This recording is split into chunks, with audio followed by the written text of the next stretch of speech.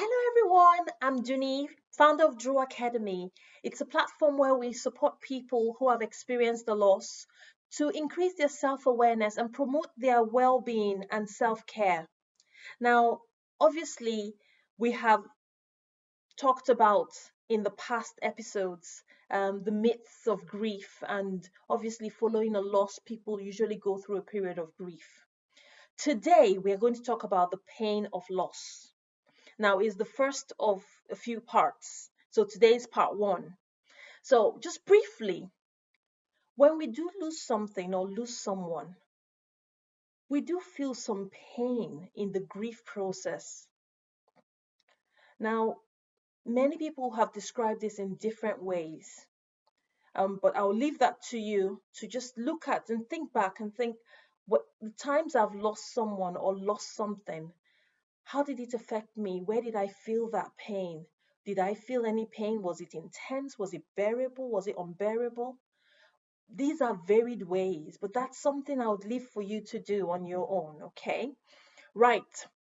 So, just one thing a little bit about before we delve into the pain of loss. I'm just going to get a quote from the Dalai Lama.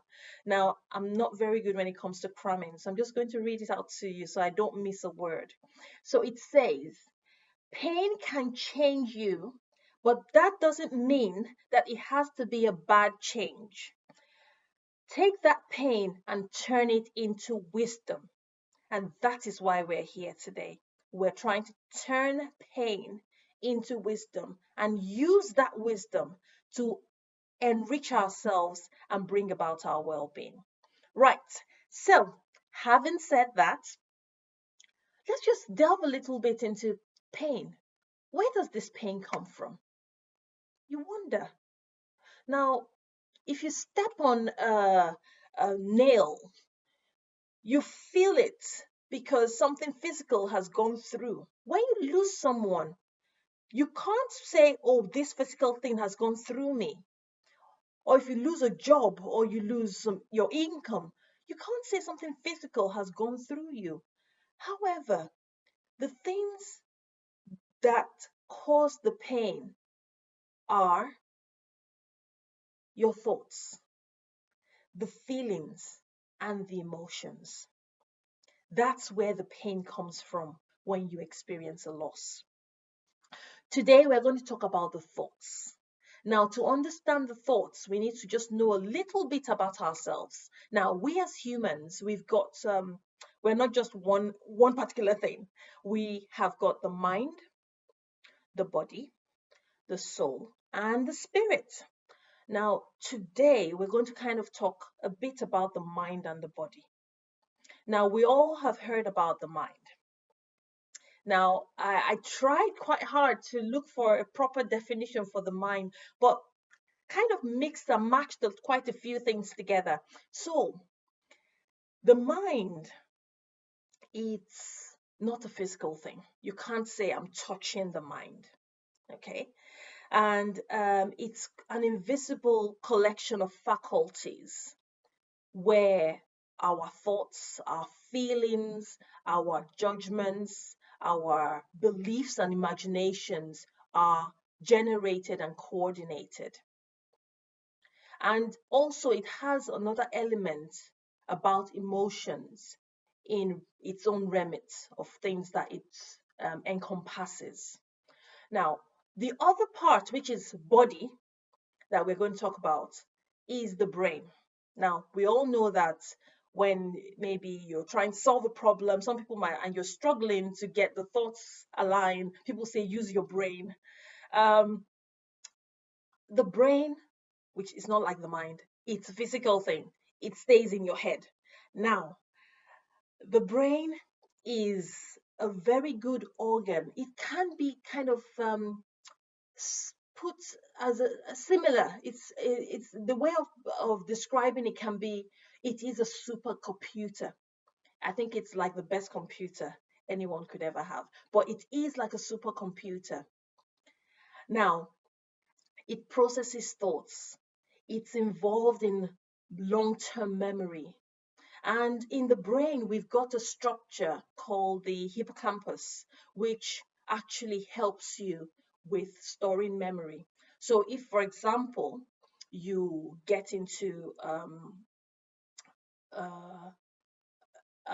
a situation that you've kind of had in the past, a similar situation, it can bring the memory of that event from maybe several years ago. And that can provoke emotions, feelings, and that would lead you to either take a particular action, inaction, or reaction. So, but that's something we can talk about later. So, that's the brain and the mind. Now, when we have these thoughts coming through, they're always there. We're always having thoughts floating by and coming through. And on a normal day, they may not intrude on your ability to function. But when you have experienced the loss, it can be overwhelming. It can be um, quite, in some people, it's like trickles and they think about that one thing and another thing and another thing. But in some other people, it just comes as a tsunami and they get so overwhelmed. So these thoughts, we can modulate them. We can get some control over the overwhelming feeling we get. And that's what we're going to talk about today, okay? So there are a few tips I'm just going to describe to you. So the first thing is when you're having those overwhelming thoughts just coming through, I want you to stop. Just stop. Stop what you're doing. Stop what you're thinking. Just be now. Just think about that. This is the situation I am at the moment. Then I want you to breathe. So that's the second thing. Breathe. Now, research shows that when you breathe deeply, especially, you have an increased amount of oxygen exchanging in your lungs and being made available to all parts of your body.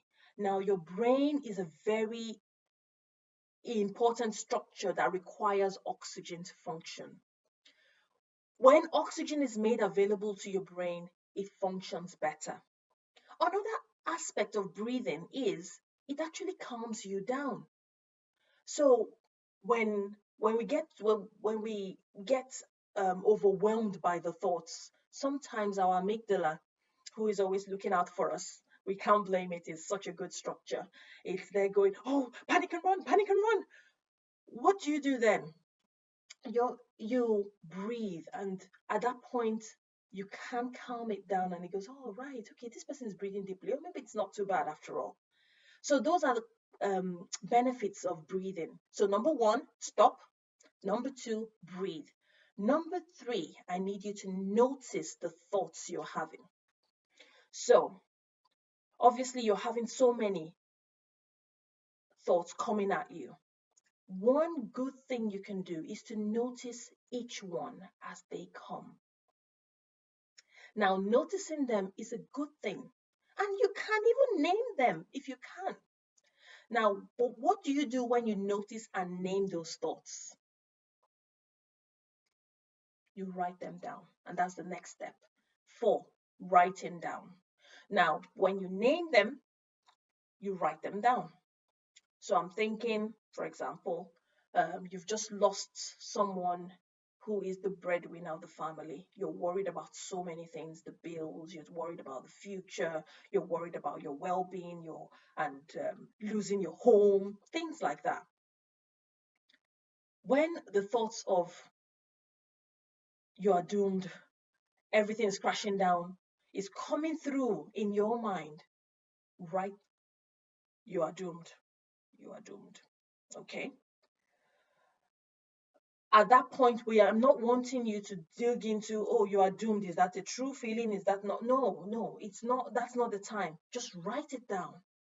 When you put your thoughts on paper, it does help you calm them. They feel like, oh, so she noticed us. Right, good. So she's going to do something about it. And that's what happens. That's what really matters and helps you get some clarity.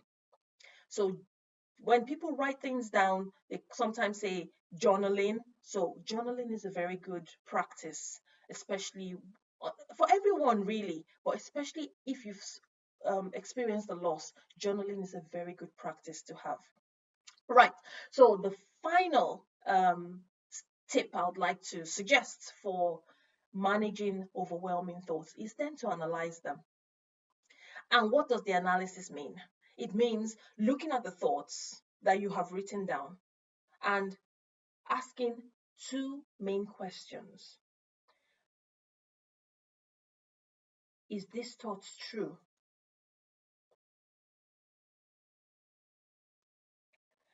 And the next one is, am I 100% sure it's true?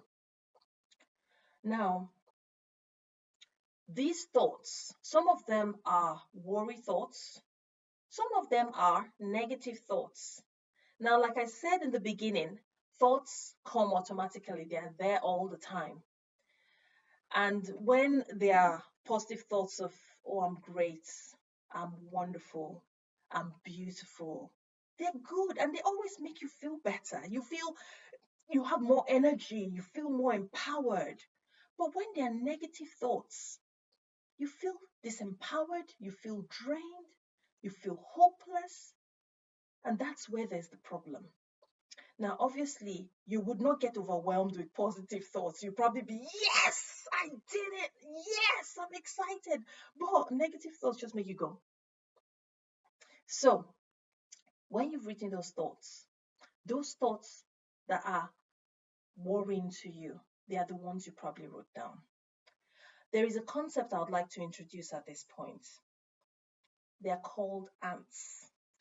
Automatic negative thoughts. Now, that's a term that has been coined by American psychiatrist Dr. Daniel Amen, whose work I really admire a lot. Now, these ants, they are the ones that bring you down. They are the ones that cause you to have overwhelming emotions and feelings that make you feel sad, angry, hopeless, and every other kind of negative emotions that you can feel as a result of your thoughts. So, remembering that the fifth step of analysis is to actually question those thoughts. Are you sure they are true? Then the second question, are you 100% sure and absolutely sure that they are true?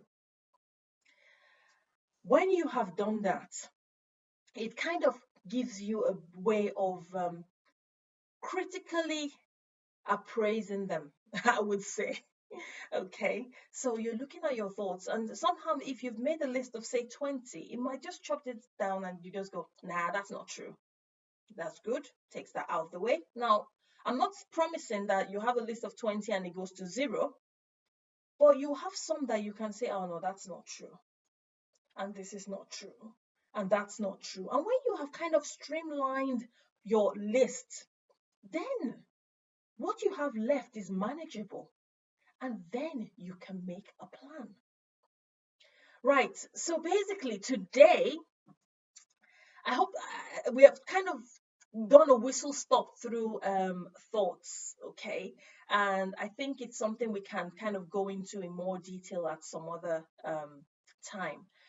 So we've talked about the pain of loss, where loss comes from, where that pain of loss comes from, and the importance of thoughts and tips on how we can manage overwhelming thoughts. I hope you have found it useful today.